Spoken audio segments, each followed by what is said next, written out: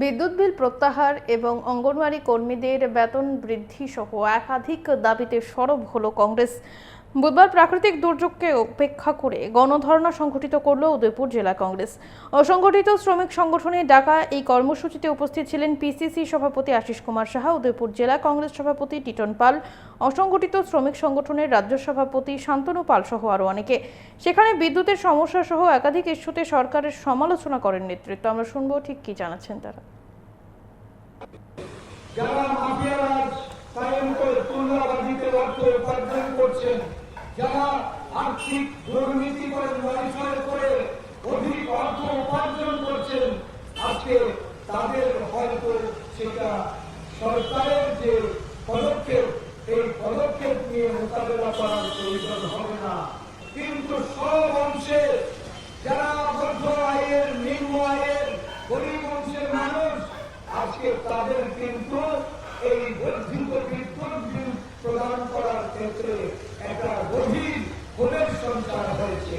বিভিন্ন জায়গায় আজকে আমরা লক্ষ্য করছি এই বিদ্যুৎ বিল প্রদানে মানুষ রাগের ক্ষোভে তারা গ্রাহক সমিতি মানুষ যাদের মাথা মুদার খাই নেই, আজকে এই যে বলছেন আমরা কংগ্রেস দেশটাকে হত্যা করে দিয়েছে, কংগ্রেস দেশটাকে হত্যা করে দিয়েছে, সমস্ত কিছু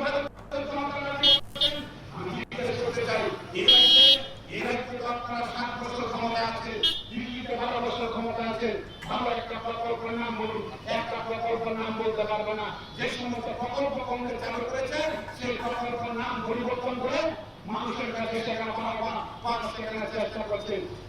গ্রামের গরিব মানুষের মানুষ, শহরের গরিব মানুষের মানুষ, যে আপনার প্রধানমন্ত্রী আবাস যোজনা যারা মাথা পোড়া খাই পাচ্ছেন, সেই প্রকল্পটা কংগ্রেস, সেই প্রকল্পটা কংগ্রেসে প্রধানমন্ত্রী ইন্দিরা গান্ধী সিংহের উদ্দেশ্যে কংগ্রেস সেই প্রকল্প উৎসর্গ করেছিল।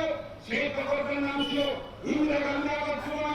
যারা গ্রামের গরিব মানুষের মানুষ, অনেকের বাড়িতে একদম পুরনো করা আছে, সেই ঘরের মধ্যে এখনো সেখানে স্টিকার দিয়ে লাগানো আছে ইন্দিরা আবাস যোজনা।